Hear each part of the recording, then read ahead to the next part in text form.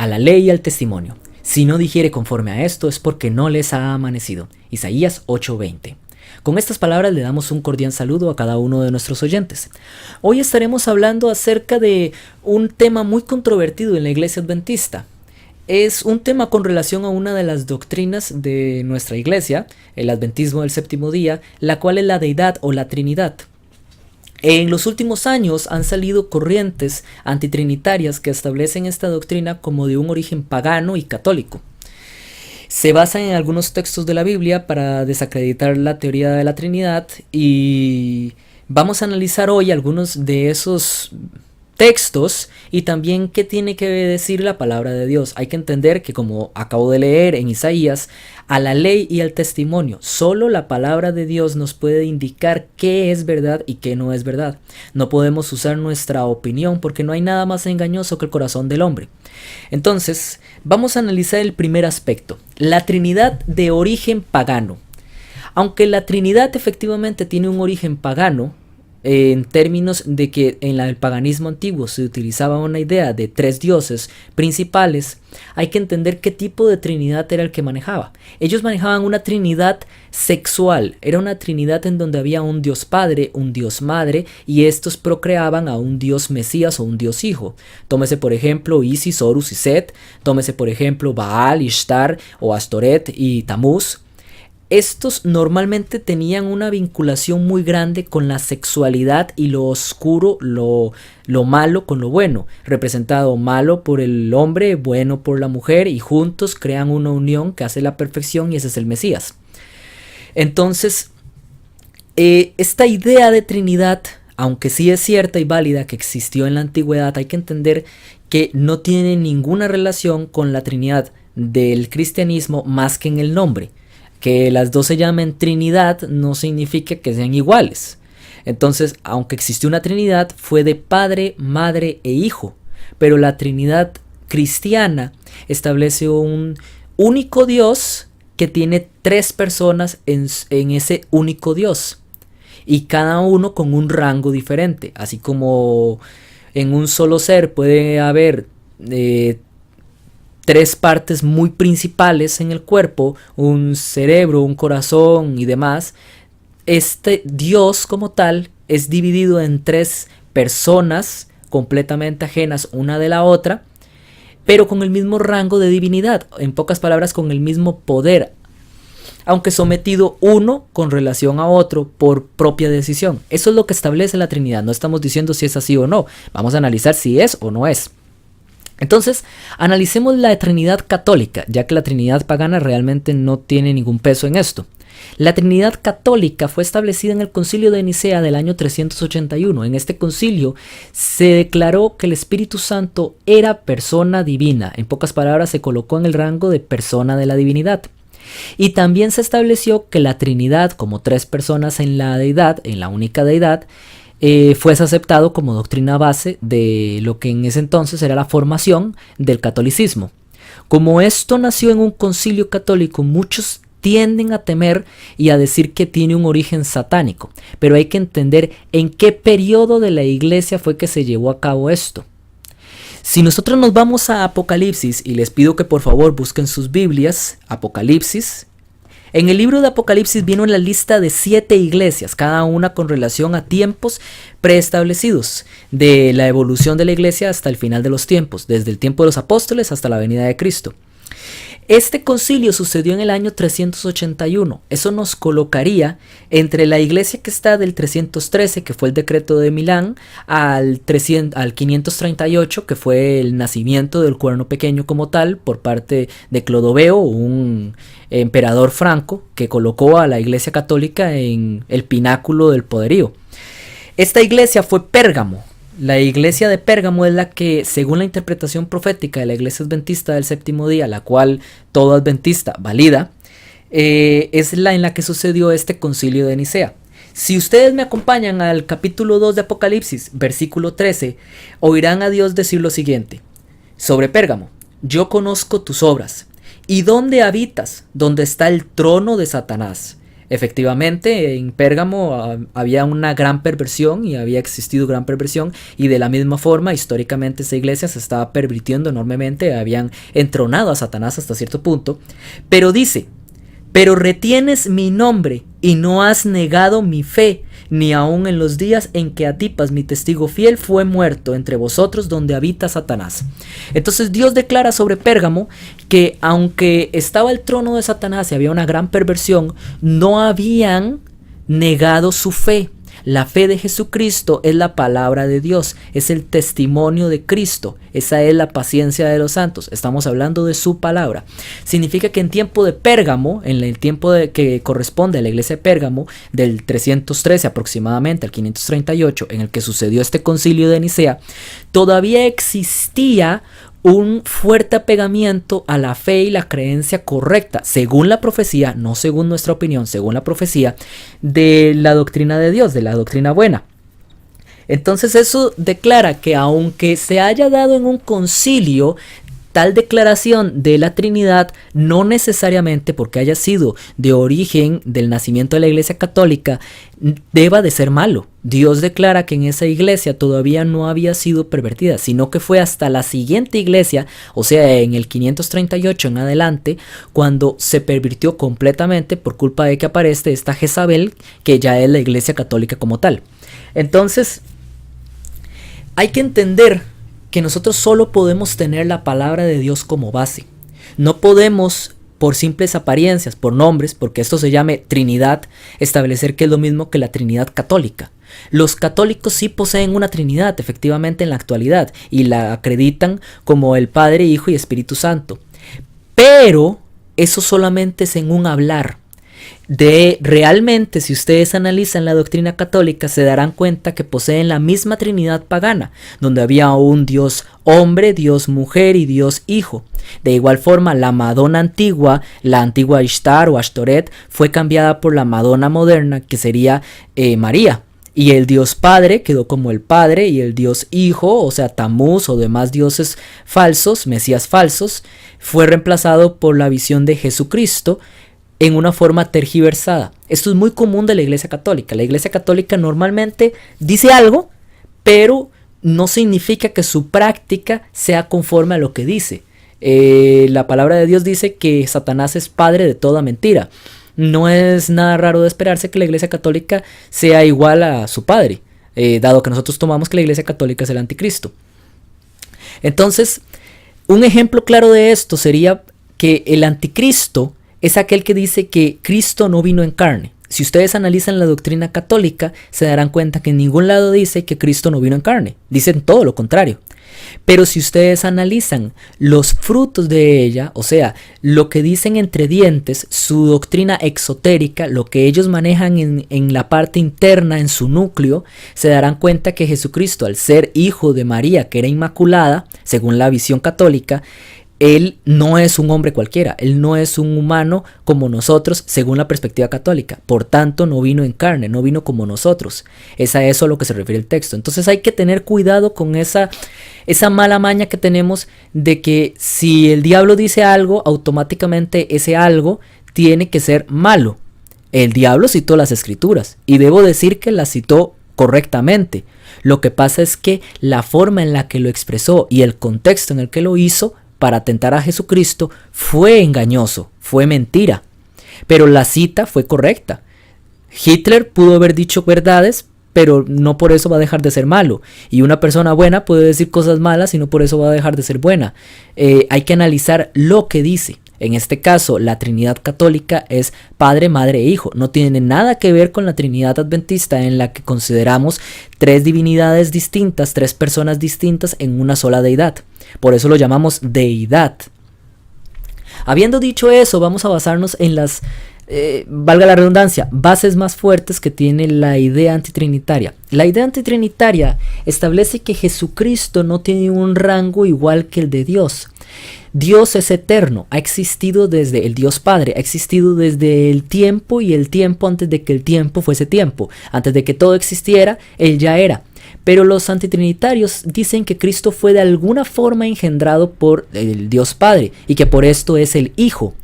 toman literal el nombre de Jesucristo como hijo y acreditan esto a la percepción humana de padre a hijo y no a una relación simbólica. Esto lo utilizan en base a Salmos 2.7. Por favor, acompáñenme en sus Biblias a Salmos 2.7. Dice: yo publicaré el decreto, Jehová me ha dicho, mi hijo eres tú, yo te engendré hoy. Pídeme y te daré por herencia a las naciones y como posesión tuya los confines de la tierra. Entonces, en este versículo, la mayoría de las personas que hablan acerca del engendramiento de Cristo se basan en decir que el mismo Dios está diciendo yo te engendré hoy. Entonces asumen que en algún momento antes de la creación Dios se duplicó o tomó una parte de él y formó a Cristo, o apareció Cristo. En algún sentido fue una creación de Dios. Cualquier cosa que haya sido engendrada o creada es lo mismo, es una creación de Dios. En pocas palabras están diciendo que Cristo fue creado por Dios Padre. Pero nosotros no podemos imponer nuestra opinión o lo que nosotros nos parece al texto bíblico. Nosotros tenemos que basarnos en lo que dice la palabra de Dios. Y la palabra de Dios, si me acompañan a Hechos 13:32, nos da el significado correcto de este texto. El significado que realmente describe esto, y en palabras del Señor Pablo, del apóstol Pablo. Dice de la siguiente forma: Hechos 13:32. Y nosotros también os anunciamos el evangelio de aquella promesa que fue hecha a los padres, la cual Dios ha cumplido a los hijos de ellos, a nosotros, resucitando a Jesús, como también en el Salmo 2, cita el Salmo que acabamos de leer, está escrito: mi hijo eres tú, yo te he engendrado hoy, y que le levantó de los muertos para nunca más volver a corrupción, así lo dijo. Entonces, nosotros vemos que Pablo relaciona directamente la resurrección de Cristo, de nuestro Señor, con el Salmo 2, cuando dice que fue engendrado por Dios hoy. Es claro que Pablo no establece que Cristo fue engendrado o creado en algún momento antes de la creación como tal, por Dios Padre, sino que fue en el momento de haber sido resucitado que Dios lo engendró. Otra cita que podemos ver acerca de este mismo término es en Hebreos 1.1, cuando dice, en Hebreos 1.3, cuando dice: el cual siendo el resplandor de su gloria y la imagen misma de su sustancia, o sea, es sustancia de Dios, es de la misma sustancia. La sustancia de Dios es algo eterno, Él existe desde siempre. Si es de la misma sustancia, Él también existe desde siempre. Y quien sustenta todas las cosas con la palabra de su poder, habiendo efectuado la purificación de nuestros pecados por medio de sí mismo, está hablando de su muerte, se sentó a la diestra de la majestad en las alturas, está hablando de su primer ascenso, cuando dejó a los apóstoles, hecho tanto superior a los ángeles cuando heredó más excelente nombre que ellos, porque se le fue acreditado nombre de Dios, y fue hecho superior a los ángeles porque la Biblia establece que Cristo se había hecho inferior a los ángeles para hacernos partícipes de su gracia, y ahora Dios lo hacía superior a los ángeles otra vez, como era en un principio. Y sigue leyendo: el Hijo superior a los ángeles, porque a cuál de los ángeles dijo Dios jamás: mi hijo eres tú, yo te he engendrado hoy. Entonces, nuevamente relaciona el versículo con la muerte de Jesucristo, su ascenso, su glorificación, su ungimiento como el Mesías. Dios establece en su palabra que la interpretación correcta de Salmos 2.7, cuando se habla de ser engendrado, de Cristo siendo engendrado, es que Cristo fue muerto y resucitado. Así lo dice el texto. Cualquier otra interpretación, y disculpen, pero es así, sería propia. Sería mi opinión, no la opinión de la palabra de Dios. Y leímos en un principio, con lo que empezamos, a la ley y al testimonio. Si no habla conforme a esto, no le ha amanecido. Entonces, la interpretación es clara por parte del apóstol Pablo. La Biblia establece que solo hay un único Dios, pero es bastante claro también en describir acerca de que el Padre es Dios y que Cristo es Dios. De esta forma, el mismo Juan establece que Cristo es Dios. Pero la Biblia dice: oye Israel, Jehová nuestro Dios, Jehová uno es, y amarás a Jehová tu Dios de todo corazón y de toda alma y con todas tus fuerzas. Deuteronomio 6:4. Dios ha establecido que solo hay un Dios, y la Trinidad establece que hay 3 deidades. ¿Cómo es que pueden haber 3 deidades, pero solo puede haber un Dios? La Trinidad, la forma de ver de la deidad, lo que describe es que hay un Dios, pero ese Dios es conformado por 3 personas. Y ahora vamos a analizar si esto es cierto. La Biblia ha descrito que solamente Dios es uno. Jehová solamente es uno. En este caso sería Padre. Según la teoría antitrinitaria, el Padre sería ese Jehová, ese Dios que es uno.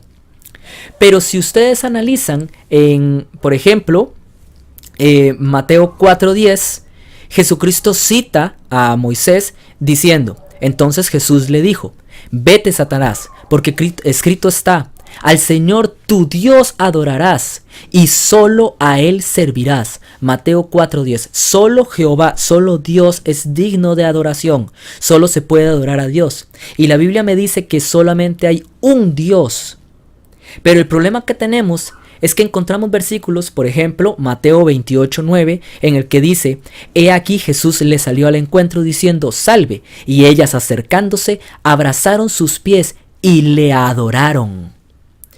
Es bastante claro que a Jesucristo se le rindió adoración. Y es más, ¿quién es Jesús? Jesús, si ustedes me acompañan a Isaías 9:6, Isaías 9:6, y es importante este texto, óiganlo con cuidado. Porque un niño nos es nacido, hijo nos es dado, y el principado sobre su hombro, y se llamará su nombre admirable, consejero, Dios fuerte, Él es Dios, Padre eterno. Jesucristo, ese niño, es llamado Padre eterno. Es el nombre que Jesús le da a su Padre. Él mismo se declara Padre eterno, Príncipe de paz. El Señor Jesucristo se declara el Padre. El Señor Jesucristo acepta adoración, cuando Él mismo dijo: solo a tu Dios adorarás y solo a Él servirás. Y Él pidió que los apóstoles fueran siervos, discípulos de Él, que solamente lo tuviesen a Él como maestro, y recibió sus adoraciones. Hasta la fecha uno adora a Jesucristo según su palabra. Entonces, Jesucristo, al recibir adoración, se coloca al mismo nivel que Dios Padre, inclusive hasta con el mismo título según Isaías, Padre eterno, y está hablando claramente de Jesucristo. Pero el Padre sabemos muy bien que es otro ser individual de Jesucristo, porque al mismo Jesucristo oró al Padre repetidas veces en el Nuevo Testamento. Entonces, solamente hay una manera de entender esto. Una, que es la perspectiva antitrinitaria, en la que Jesucristo es un Dios inferior y el Dios Padre es un Dios superior, lo cual iría en contra del texto de Isaías, que dice que el mismo Jesucristo es el Padre eterno, y también iría en contra de la adoración a un único Dios, porque si hay 2 deidades diferentes, una menor que la otra, que no son iguales, no se le puede rendir homenaje a la inferior, sino solamente a la superior, o sea, al Padre. Adorar a Jesucristo sería una blasfemia. Y entonces habría estado correcto que lo apiedraran en el tiempo en el que se dio por parte de los fariseos. Pero Dios declara que esto es erróneo. Dios dice que Jesucristo es Dios. El mismo Juan establece que Cristo era el Verbo y Cristo era Dios. Y como solo puede haber un único Dios, entonces como mínimo hay una dualidad. Como mínimo, aunque no crean en la Trinidad, como mínimo hasta el momento en lo que hemos estudiado, tiene que haber una dualidad. Tiene que haber un único Dios que se divide en 2 personas distintas, con el mismo nivel, porque son adoradas exactamente igual. Lo único es que con un rango autoimpuesto distinto. Cristo se rebajó en rango jerárquico al Padre, Por eso es que lo llama a él Padre y él Hijo, porque simbólicamente el Hijo está sujeto al Padre aquí en la tierra. De igual forma, él lo que dio a entender simbólicamente era su relación con el Padre en jerarquías, pero son exactamente de la misma sustancia. Eso es lo que establece el texto. El texto no me está diciendo nada distinto, no me está diciendo que él es un Dios aparte, que él es un Dios inferior. Él me está diciendo que él es el Padre eterno. El mismo texto me dice que Cristo, que el niño que nos es nacido en Isaías, es el Padre eterno. Sería mi opinión y sería mi parecer si considero algo distinto a esto. Pero ¿qué dice la hermana White acerca de esto, del papel que desempeñó? Dice, hablando acerca de exactamente este mismo versículo, en el capítulo 5 del Deseado de todas las gentes, este niño inocente, y leo, este niño inocente era la simiente prometida. Lo pueden encontrar en el capítulo 5, que se llama La dedicación. Este niño inocente era la simiente prometida, señalada por el primer altar erigido ante la puerta del Edén. Era Shiloh, el pacificador. Era aquel que se presentara a Moisés como el yo soy. Él era el yo soy, Jesucristo era el yo soy. Cuando se dijo en la palabra, oye Israel, tu Dios uno es, el que dijo eso fue Jesucristo. Y claramente existe el Padre y el Hijo, está muy bien marcado en la Biblia. Entonces, como mínimo, existen dos deidades con la misma divinidad, con el mismo nivel para ser adorados, con el mismo rango, pero con jerarquías distintas. Uno sometido a la decisión del otro. ¿Por qué es que esto es importante? Hermanos, pongan cuidado a lo que les voy a decir. Cuando uno dice que Jesucristo es un engendrado, es un creado por Dios, que fue un producto, sea por el medio que haya sido, porque se duplicó. Incluso hay personas que ponen de ejemplo o de símbolo a Adán y Eva cuando se les quita la costilla y de ella se forma a Eva, lo cual contradice la palabra de Dios. Porque Dios ha establecido y dicho que cuando se habla de que Él fue engendrado, fue en su resurrección. Leímos el versículo. Y también establece que Él es Dios. Y la misma palabra nos dice que Él fue el que creó todas las cosas desde un principio. El verbo principio en ese contexto establece un origen antes de todo. Y como él no fue engendrado por Dios, en ese momento necesariamente coexistía con Dios. Juan dice que el verbo era con Dios, no dice que el verbo fue creado por Dios o engendrado por Dios. Entonces, ¿a qué voy con esto? Hay que tener cuidado con esta interpretación, porque cuando decimos que Cristo de alguna forma fue engendrado o está sujeto por obligación, por su formación o demás al Padre, automáticamente estamos diciendo que el Padre es tirano. ¿Por qué? Porque ¿quién envió a Jesucristo a morir? El Padre. ¿Quién le ordenó a Jesucristo venir a la cruz? El Padre. Si nosotros colocamos a Jesús como engendrado de Dios, como un hijo de Dios, entonces realmente Dios no se sacrificó. Dios simplemente dio a su hijo, lo resucitó y lo devolvió. Punto. Pero cuando tomamos que Jesucristo era Dios al mismo nivel que el Padre, solamente que en una jerarquía autoimpuesta distinta para mantener un orden, para revelar lo que es el orden aún a las huestes celestiales, para que entiendan que aún Dios mismo tiene un orden para Él mismo y entonces así sigan ese orden. Cuando entendemos que es de esa forma, entonces podemos ver en la cruz no a un hijo engendrado de Dios que fue mandado a la tierra, sino a un Dios que se dio por nosotros. Es algo completamente distinto. Ahí Dios ya no es tirano. Ahí Dios es un Dios de amor. Es un Dios que se sacrificó, que dio algo de Él por nosotros. No en vez de un Dios Padre sentado en un trono que simple y sencillamente envió a matar a su hijo por una raza sabiendo de que Él iba a ser resucitado. Eso es una perspectiva satánica y de hecho es muy practicada esa ideología en los gnósticos y también en el espiritismo. Alice Baylis y Elena Blavatsky, que fueron una fundadora y la otra una de las discípulas que vino en años posteriores y que siguió la teosofía moderna, establecía que Jesucristo y Lucifer eran hermanos. Si nosotros decimos que Jesucristo, aunque haya sido en un tiempo muy remoto, fue creado o engendrado por el Dios Padre, automáticamente estamos declarando que Satanás tenía razón, porque Satanás dijo que él tenía derecho también a entrar a los concilios de Dios. Si un ser creado, o sea Jesucristo, que fue engendrado, es lo mismo que creado, entiéndase que engendrado es lo mismo que creado, puede entrar en el concilio de Dios y recibe adoración, de igual forma Satanás también podía. De igual forma cualquiera puede, porque todos son creados por Dios. Entonces cualquiera podría ser Dios.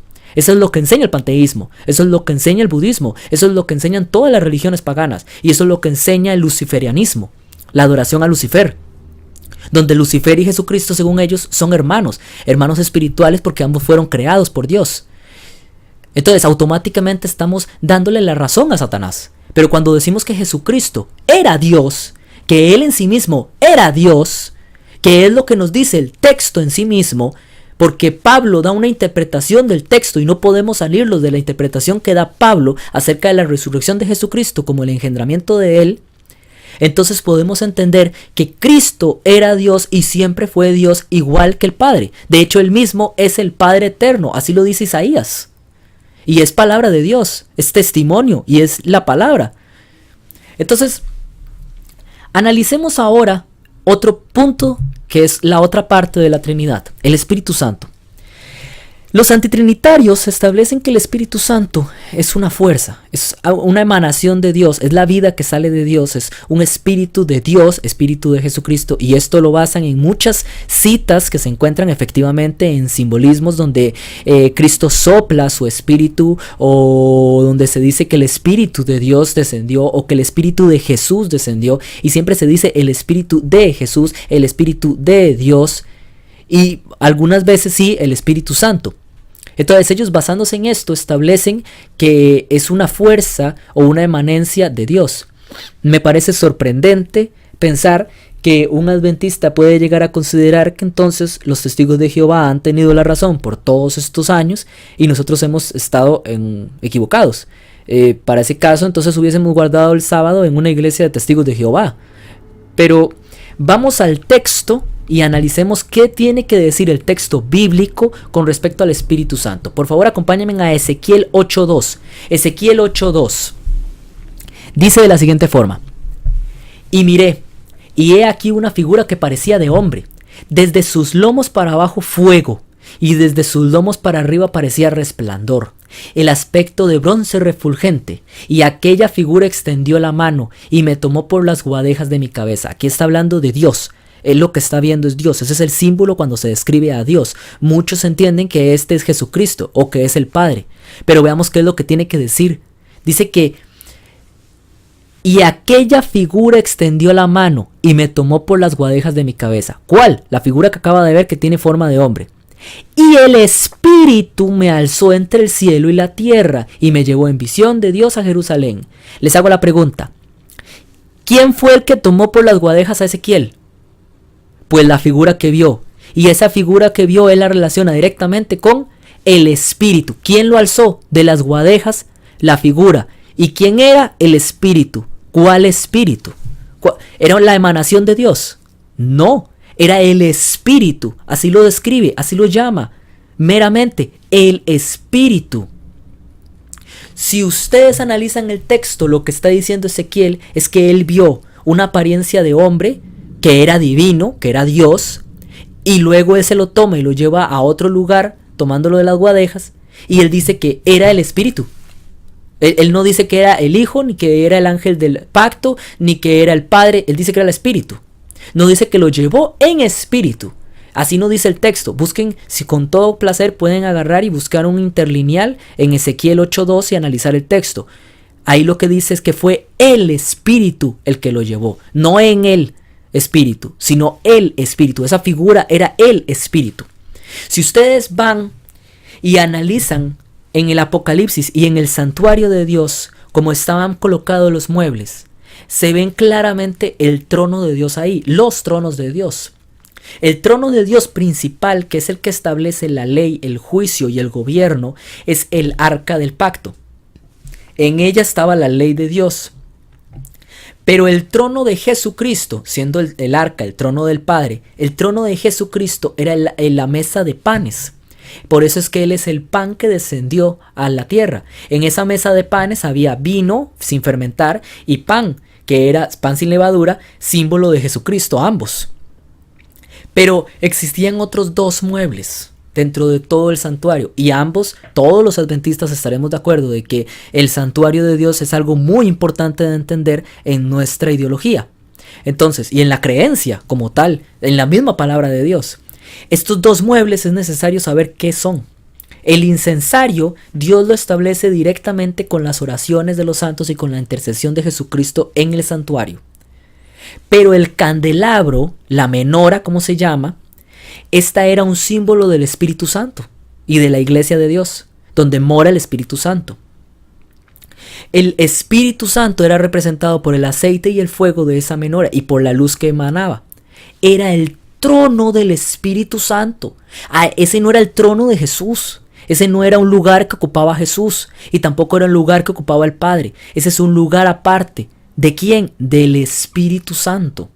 Vamos a ver qué tiene que decir la palabra de Dios con respecto al Espíritu Santo. Y dice, en Juan 14:16, estamos hablando de citas directas, literales. Hay que entender algo. Existen dos tipos de citas en la Biblia. Unas que son en forma de parábolas simbólicas, como por ejemplo cuando Cristo sopla de su espíritu. Ok, eso es aire. Cuando uno sopla aire.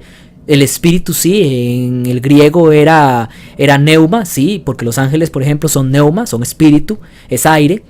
Pero ambos estaremos de acuerdo en que los ángeles no solo son espíritu, no solamente son neuma, no solo son aire, son luz y son un montón más de cosas. Incluso pueden tomar apariencia humana. Entonces hay que entender las citas que son simbólicas y someterlas como un engrane que va al rodar de las citas literales que hablan expresamente. Esta cita es expresa. Juan 14:16.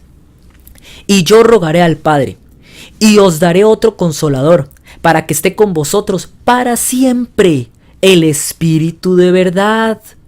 Ahora, muchos han dicho que aquí está hablando de Jesucristo, que el Espíritu de Jesucristo es el que viene porque Cristo es el consolador.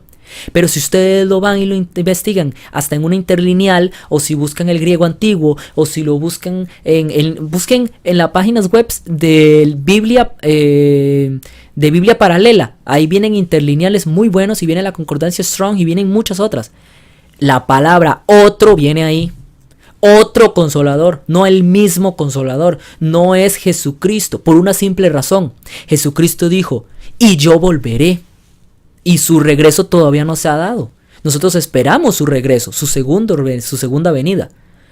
¿Cómo es que entonces va a venir? Él mismo dice que os hará venir, os entregará, os dará. O sea, Él vendrá. Dios va a rogar, Cristo va a rogar al Padre a que se envíe a Él mismo. Y sabemos que descendió en el Pentecostés hace ya bastantes siglos. Entonces, no puede ser Jesucristo como tal. Y si me dicen que es el Espíritu de Jesucristo el que descendió, pues entonces, en forma de Espíritu, Jesucristo ya vino.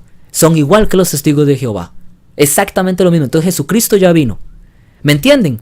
Estamos regresándonos a las doctrinas que tenían los arrianos y que las doctrinas que tenían las personas que vivían en la zona de Bizancio y las personas de la actualidad que son testigos de Jehová. Estamos regresándonos a esas doctrinas, que todos podemos estar de acuerdo que, aunque amo a los hermanos testigos de Jehová y les tengo un amor muy fuerte, manejan una doctrina falsa.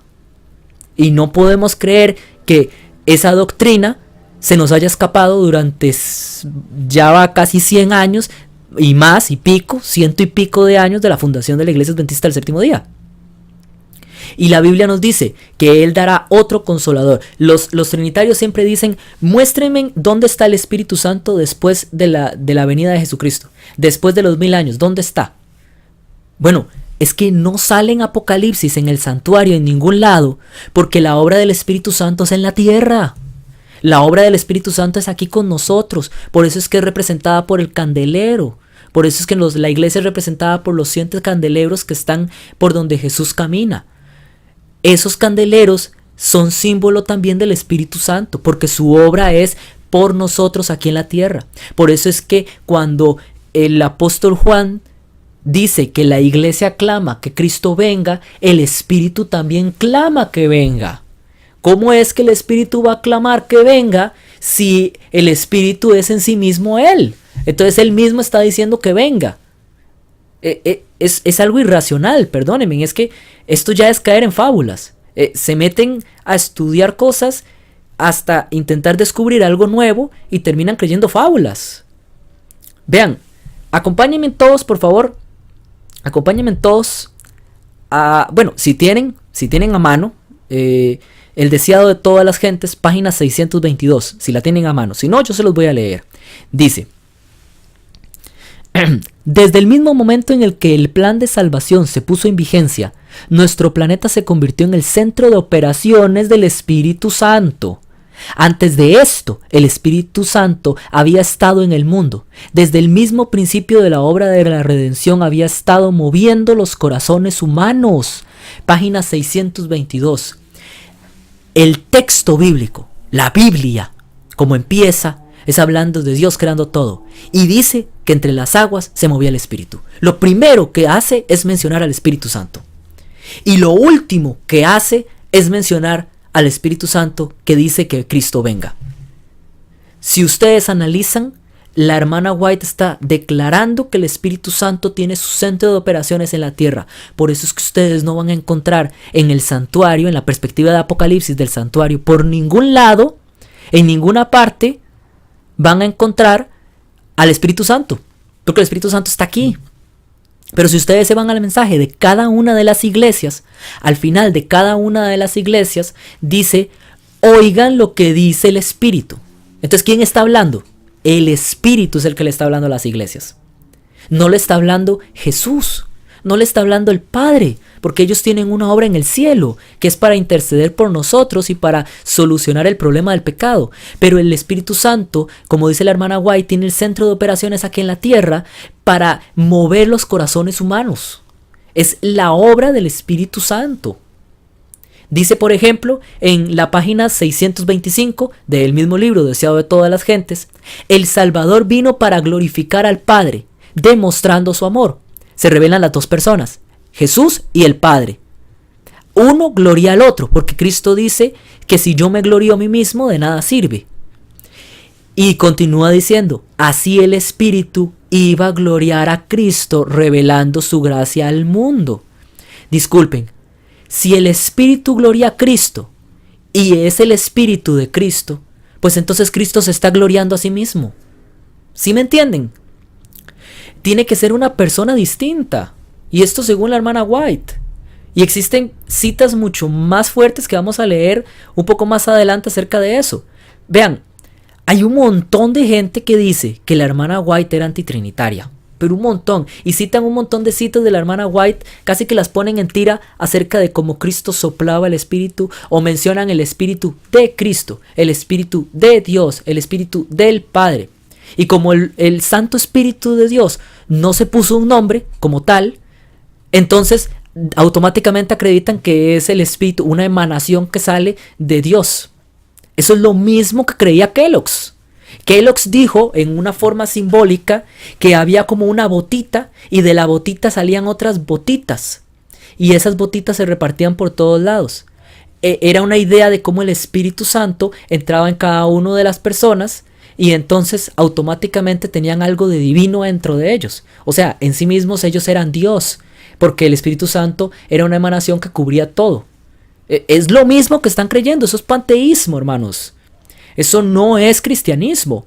El cristianismo establece que uno es hombre y que Dios da de su espíritu por obra de intercesión de los ángeles, los cuales nos llevan a arrepentimiento, y el Espíritu de Dios que dentro de nosotros, en posesión de nosotros, igual que un demonio puede tomar posesión de un ser humano, el Espíritu Santo puede tomar posesión de un ser humano también, lo lleva a cambiar su forma de ser, pero por voluntad de la persona.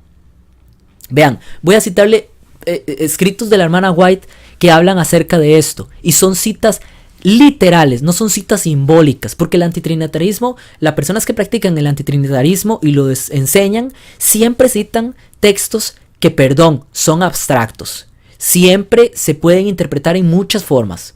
Entonces hay que someter esos textos a los literales. Cuando la hermana White habla de forma literal y concisa. Tomen por ejemplo Primeros Escritos, página 100 a la 101. Página 100. Vi que en el tiempo de los apóstoles, los hermanos eligieron a hombres que fuesen capaces de iluminar a los que estaban en tinieblas. Entonces leo la parte importante. Habiendo recibido su mandato de Dios y una vez aprobados por la iglesia, salieron a bautizar en el nombre del Padre, del Hijo y del Espíritu Santo. Si era un espíritu emanado de Dios, o si ese texto que habla acerca de Juan, donde 3 son los que dan testimonio y dicen que ese texto es inválido, que es malo, esto es porque la hermana White cita lo mismo hablando del Padre, el Hijo y el Espíritu Santo como 3 personas distintas. Es más, si ustedes se van a Consejos sobre la Salud, página 219, dice: Consejos de la Salud, página 219, la divinidad se conmovió de piedad por la humanidad, y el Padre, el Hijo y el Espíritu Santo se dieron a sí mismos a la obra de formar un plan de redención. La hermana White es muy clara al separar a los 3 como 3 poderes. Por ponerle un ejemplo, en el libro Reflejemos a Jesús, página 99 de la hermana White, dice: cuando el cristiano se somete al solemne rito del bautismo, los 3 poderes más altos del universo, el Padre, el Hijo y el Espíritu Santo, dan su aprobación a este acto, comprometiéndose a ejercer su poder en beneficio de él mientras él se esfuerza por honrar a Dios. Vean, hermanos, es claro que la hermana White habla acerca de 3 poderes distintos. En el libro de la hermana White, con el acrónimo CBA, es un testimonio en la página 971, y con mucho gusto les puedo compartir todas estas citas, solamente tienen que mandar un mensaje a Amigos de Jesús Maranata. Dice de la siguiente forma: cuando os entregáis a Cristo, hicisteis una promesa en la presencia del Padre, el Hijo y el Espíritu Santo, los 3 grandes dignatarios personales del cielo. Y los antitrinitarios estallan y dicen: todas esas citas son malas. Citas como por ejemplo esta, pueden buscarla hasta en la aplicación web, El Evangelismo, página 446. Hay 3 personas vivientes en el trío celestial. En el nombre de estos 3 grandes poderes, el Padre, el Hijo y el Espíritu Santo, son bautizados los que reciben a Cristo mediante la fe. Está diciendo la hermana White que hay 3 poderes divinos, que hay 3 que es un trío celestial, 3 personas vivientes en el trío celestial. Sí lo está diciendo. Establece que el Espíritu Santo existe como persona, el Hijo existe como persona, el Padre existe como persona, y los 3 son parte de un trío celestial que son Dios, porque pueden recibir adoración como lo vimos antes. Si Jesús puede recibir adoración, es Dios. Y por tanto tiene el mismo poder, autoridad y eternidad, o sea, existe desde siempre, igual que el Dios Padre. Él mismo se llama Padre Eterno en Isaías. Y si el Espíritu Santo también merece adoración y merece el triunfo y merece la honra de recibir por parte de la hermana White, siendo un profeta, el que lo llame parte del trío celestial, o sea, un ser divino, y si se le ruega, y si es el que viene como otro consolador, o sea, le da un rango igual al de Jesucristo, como Jesucristo es consolador, así también Él nos consuela.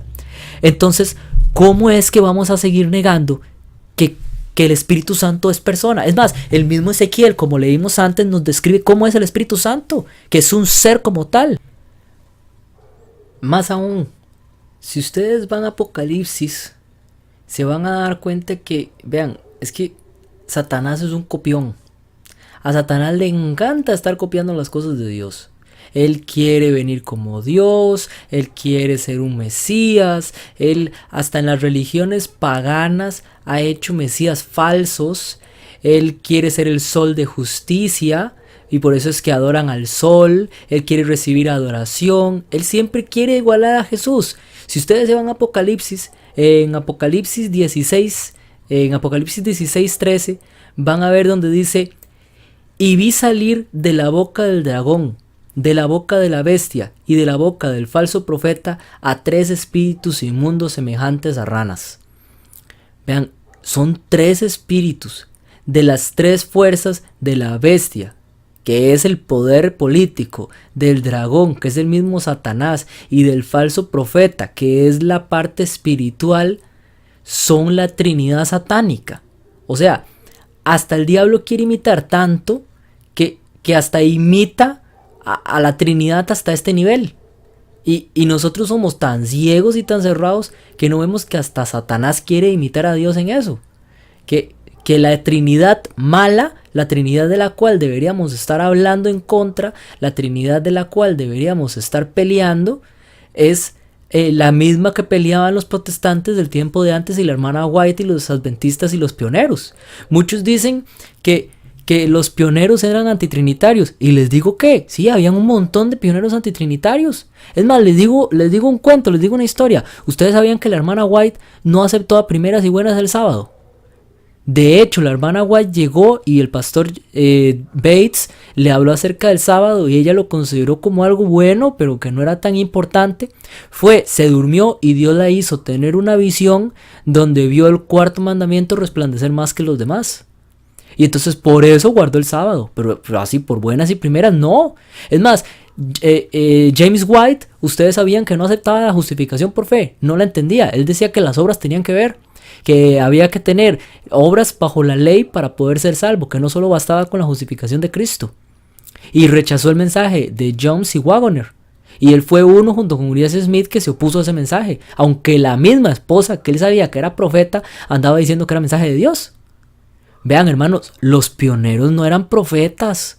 Que un profeta como la hermana White hable literalmente y que uno le vaya a hacer más caso a los pioneros del tiempo de ella que a la misma profeta, ya eso es el colmo. Hasta en Apocalipsis viene la Trinidad pagana, hasta en Apocalipsis vienen las tres ranas.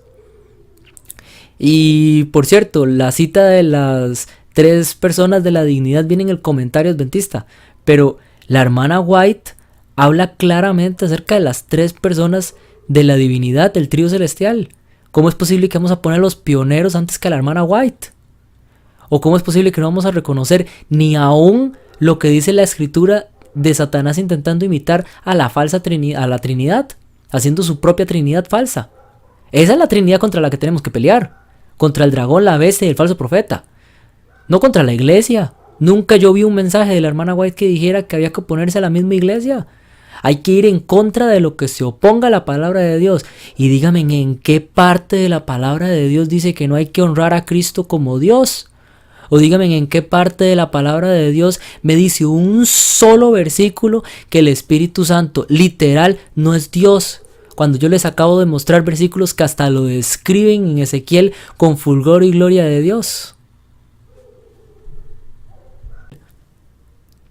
Vean, hermanos, la teoría antitrinitaria, el problema que tiene es que rebaja a Jesús, lo trae a un nivel como el de nosotros. El sueño de Satanás, la mentira que vendió fue que él merecía igual honra que Jesucristo. Todo adventista lo sabe. Todo adventista que haya leído a la hermana White sabe, y que haya leído la Biblia, que Satanás quiso poner su óleo en el trono de Dios. Quiso sentarse en el trono de Dios, en el aquilón, en el norte, en el centro del gobierno de Dios. Quiso ser como Jesucristo, tener el gobierno como Jesucristo. Y se le fue prohibido porque dice la Biblia, solo a Dios adorarás y solo a Él servirás. Entonces solo Jesucristo podía recibir honra, el Padre y el Espíritu Santo, en ese trío celestial que declara la hermana White. Si es cierto el antitrinitarismo y la Trinidad, el Espíritu Santo es una emanación, entonces los testigos de Jehová tienen razón. Y el panteísmo tiene razón. Y Kellogg's tenía razón. Y todos tenían razón excepto la hermana White. ¿Y cómo es posible que la profeta de Dios entonces sea la que no tiene la razón? Piensa en sus argumentos. Y si el Hijo fue engendrado en algún tiempo muy remoto, pónganle el tiempo que ustedes quieran, en el principio de los principios, no importa, aún así fue creado según esa visión antitrinitaria. Entonces automáticamente lo rebaja a ser un Dios de segunda categoría. Y si es un Dios de segunda categoría, ¿saben qué pasa? Que yo estoy cometiendo una blasfemia si lo adoro. Y que Satanás tenía razón cuando quiso que también recibiera adoración él. Porque si Jesús, que fue creado, recibía adoración, bien Satanás también podía recibir adoración. Esa es la misma doctrina que mantenía los gnósticos y que mantuvieron los padres de la iglesia antigua, de la iglesia católica, como Orígenes. Esa es la misma doctrina que se dio en Alejandreta. Esa es la misma doctrina que manejan los luciferianos y los satanistas en la actualidad. ¿No me creen? Lean la Biblia satánica. ¿No me creen? Lean los escritos de Elena Blavatsky. ¿No me creen? Lean los escritos de Alice Baylis.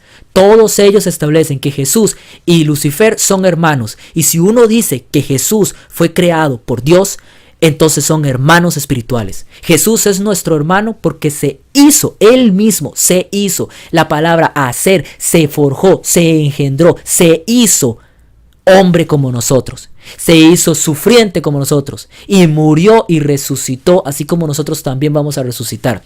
Él es el primogénito. ¿Saben por qué es primogénito? No es porque Dios lo haya engendrado, sino porque en el momento en el que lo engendró, según la interpretación que da el apóstol Pablo, que es el apóstol Pablo, o sea, en la resurrección de Jesucristo, Él fue el primogénito entre los muertos, el primer en resucitar. No porque fue el primero como tal en resucitar, ya habían resucitado Moisés, ya habían resucitado muchos santos antes.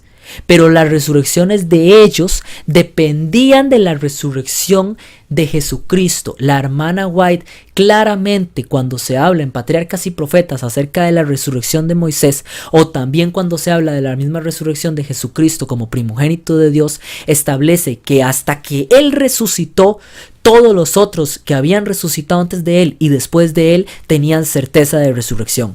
Antes de eso no había nada en que estar seguro sino en la palabra de Dios y en su promesa. Entonces por eso es que es primogénito, el principal entre tus hermanos. La profecía hablaba de José en palabra de Jacob y dijo: serás el nazareo entre tus hermanos. Iba a ser el principal, iba a ser el más santo entre sus hermanos, iba a ser el privilegiado entre sus hermanos, y efectivamente fue engendrado por Dios, pero en su resurrección, como lo establece el apóstol Pablo. Las citas de la hermana White son literales, no son simbólicas. No es un Cristo soplando el Espíritu Santo, no es un nombre al que nosotros subjetivamente, porque queremos, le ponemos que, como dice Espíritu de Jesús, automáticamente lo enlazamos a que era una fuerza emanada de Jesús. No, son contundentes y literales, son directos. El Evangelismo, página 446, describe el trío celestial. Claramente la hermana White habló de tres grandes dignatarios y de la personalidad del Espíritu Santo. Negar esas citas es negar por completo el testimonio de Dios. Y el segundo problema del antitrinitarismo es el siguiente, hermanos. La Trinidad es una doctrina de la Iglesia Adventista. Muchos dicen que LeBron o demás, cuando se estaban metiendo y incorporando y estableciendo las doctrinas adventistas en los años de 1900 y pico, cuando se pidió que por favor tuviésemos algo válido, porque llegábamos a ciertas regiones y nos decían ¿en qué creen? Y no sabían exactamente qué decir, en qué creer, en qué era lo que creían, tenían que hacer toda una explicación, no podían tener principios básicos. Entonces hicieron una lista de creencias y una lista de doctrinas. ¿Saben qué es curioso? Es igual que con los mandamientos. Hay 10 mandamientos, el mundo reconoce 9 y uno lo apartan y lo hacen a un lado porque consideran que es inválido.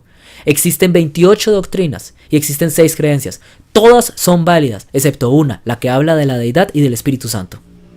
Vean, hermanos, cuando uno dice que la iglesia adventista está mal, y efectivamente está mal, la iglesia adventista está en la apostasía omega, y significa que vamos a ver a las medianitas intentando conquistar a los hebreos, vamos a ver fornicación por todos lados, espiritual con la iglesia católica, vamos a ver prédicas que cada vez son más bajas en poder y que no buscan santidad y unción, vamos a ver música mala en la iglesia, vamos a ver todas las mismas cosas que el pueblo hebreo tuvo en su caminar y en su peregrinaje en el desierto.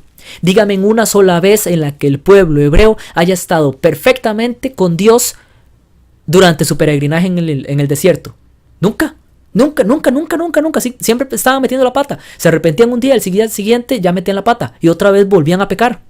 Siempre se la mantuvieron en una fornicación. Lo primero que hicieron cuando estuvieron a las puertas de la Canaán celestial, de la Canaán terrenal, fue fornicar por culpa de la doctrina de Balaam. Hermanos, la iglesia adventista va a cumplir el tipo, va a ser igual, no hay nada que hacerle. es cierto, pero no por eso va a dejar de ser pueblo de Dios. La hermana White dice, y cito, en Joyas de los Testimonios 2, la segunda de Joyas de los Testimonios, página 355, durante años he dado mi testimonio en el sentido de que cuando se levantan personas que aseveran tener gran luz y sin embargo abogan por la demolición de lo que el Señor ha estado edificando por medio de sus agentes humanos, están muy engañados y no trabajan en cooperación con Cristo. Los que aseveran que la iglesia adventista constituye Babilonia o parte alguna de Babilonia deberían permanecer en casa. Hermanos, si usted dice que nosotros tenemos dentro de nuestras doctrinas bases una parte de Babilonia, usted está haciendo lo que la hermana White dijo que no había que hacer. Si usted se aparta de la iglesia adventista y dice que es Babilonia porque tienen la Trinidad, usted está haciendo parte de lo que la hermana White dijo que estaba errado. La hermana White es muy clara y dijo que la iglesia no iba a caer.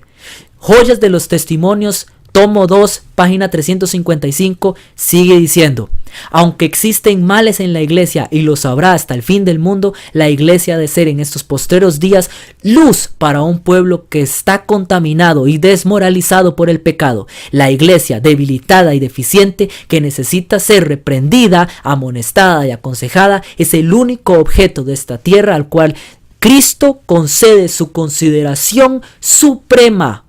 Está hablando directamente de la iglesia adventista del séptimo día, no de una iglesia global, no de los hermanos que están en Babilonia. Si no, no les diría: sal de ellos, pueblo mío, sal de ahí, Babilonia, salgan de Babilonia. Aquí está hablando de su iglesia no está en Babilonia, su iglesia está por aparte de Babilonia.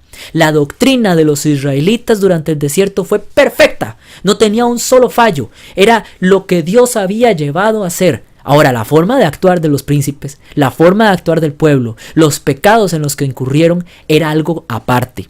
Podían levantar imágenes, pero el mandamiento decía: no tendrás imágenes. Podían adorar a Astoret y a las estrellas y al sol y a la luna, pero la palabra decía: no lo hagas. Podían fornicar con las medianitas, pero la palabra de Dios decía: no lo hagas, porque la doctrina era correcta, justa y buena, porque Dios la había edificado. Me parece sorprendente que hermanos en la actualidad que creyeron algún tiempo esta verdad, ahora por buscar, como dice la hermana White, y creer tener una gran luz nueva, hayan perdido de vista la misión que Dios les encomendó. El antitrinitarismo y la Trinidad, perdón hermanos, a nadie lo va a salvar. A nadie que usted le lleve la doctrina de la Trinidad, a nadie lo va a salvar. La palabra dice que solo en Cristo hay salvación y que te reconozcan a ti como hijo de Dios. Ok, ¿saben qué? Yo soy trinitario y reconozco que Cristo es el Hijo de Dios. Ya me salvé. Pero ¿saben que sí es importante? Llevar el mensaje que Dios declaró para este tiempo. Y Satanás levanta estas doctrinas, estas ideologías para hacer que el pueblo de Dios, que las personas que son entregadas a Dios, dejen la obra y se dediquen, perdón, a tonterías como estas. Son tonterías que claramente la palabra la explica. Dios, más de 2000 años antes, contempló que se iba a dar esto y mandó a su siervo Pablo que explicara Salmos 2. Así de grande es el poder y la omnisciencia de Dios. Y nosotros nos negamos a reconocer al Espíritu Santo, el cual dice la palabra de Dios que nadie que peque contra él se le será perdonado si es blasfemia. Todo el que peque contra él, de inmediato será cortado del pueblo de Dios. Incluso Cristo dice que el que peque contra él, que el que blasfeme contra él o el que vaya en contra de él todavía tiene un poco de salvación. ¿Saben por qué? Porque el Espíritu Santo aún puede obrar por él. Pero si desecha el Espíritu Santo, ¿quién podrá obrar por él? Y si entonces uno no puede, si uno blasfema a Cristo, y se le es perdonado, pero si blasfema al Espíritu no se le es perdonado, entonces ¿cómo es posible eso si es el Espíritu de Cristo? Si blasfemo al Espíritu de Cristo, estoy blasfemando a Cristo. Es irracional. Esta doctrina no tiene ni patas ni cola. Hermanos, Esta doctrina lo único que hace es apartarnos de la iglesia adventista. Hay muchos que se han convertido en disidentes y han salido de la iglesia adventista y han abandonado las filas cuando tienen mucha verdad que enseñar. No esto, verdad de verdad, profecía bíblica, hechos que están ocurriendo en la actualidad. Y prefieren buscar estas cosas que en nada edifican y que separan al pueblo de Dios por razones que a mi parecer ni siquiera las logro entender. Disculpen que se los diga, la palabra de Dios es clara. La hermana White es muy clara al hablar del trío celestial, muchas veces, no en forma simbólica, literal. La palabra de Dios dice que Cristo fue engendrado, sí, cuando resucitó, así lo explica Pablo. La palabra de Dios explica que el Espíritu Santo incluso describe cómo es, como fuego refulgente y como bronce en Ezequiel. Es menester volver a las antiguas sendas. Porque hay de aquel que diga que la iglesia adventista es, aunque sea una pequeña parte, que tenga un poco en su doctrina pervertida por culpa de Babilonia. Que sea Babilonia, que tenga vino. Entonces está borracho. Un poco de fermentación embriaga toda la mezcla y jode toda la mezcla. Si la doctrina adventista no es correcta, de nada sirve ser adventista. Automáticamente se están sacando del pueblo de Dios. No es tiempo de desunión, no es tiempo de abandonar las filas, es tiempo de estrechar lazos y es tiempo de dejar tonterías y buscar santidad. Existe un mensaje, un régimen alimenticio, por poner un ejemplo. Muchos de los hermanos que son antitrinitarios han dejado de predicar el mensaje de prosalud, que es para el tiempo del fin el brazo derecho, y han dejado de predicar las profecías acerca de la ramera y la bestia por predicar acerca de esto. ¿Y predicar por qué? ¿Qué es lo que predican? Que Jesucristo es inferior, que Jesucristo ni siquiera es Dios y que el Espíritu Santo es una fuerza, que Star Wars tenía razón cuando hablaba de la fuerza y que los Cherokees que hablaban del gran espíritu tenían razón y que todas las religiones panteístas tenían razón. No es tiempo para seguir con estas vanidades. Dios les bendiga, hermanos. Espero que de alguna forma, en algún sentido, haya servido lo que he hablado hasta el momento. Si gustan más citas, si gustan las citas que he mencionado, con todo gusto se las puedo enviar. Mándenos un mensaje a la página en Facebook, Amigos de Jesús Maranata, o también pueden contactarnos por teléfono, por vía WhatsApp al 506, esa es la región, 506 Costa Rica, 506 al número 6269-1724. Con todo gusto vamos a poder contestar sus dudas o inquietudes. Estamos abiertos a cualquier diálogo, a cualquier argumento, a cualquier pregunta o duda. La misión de un hijo de Dios aquí en la tierra es una y solo una: llevar la verdad del evangelio a toda nación, tribu y lengua. Y eso es lo que Amigos de Jesús Maranata se ha impuesto y ha determinado hacer. Dios les bendiga.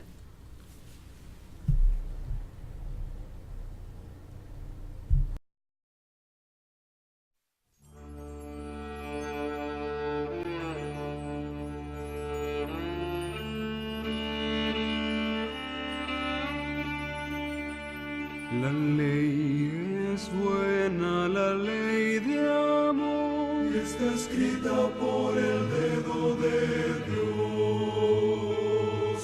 La ley es justa y vida, y está escrita por el dedo de Dios. Seguiré sus mandamientos, obedezco solo a Él. Sus mandatos son delicia. En la piedra la escribió, en la piedra la escribió. Escribió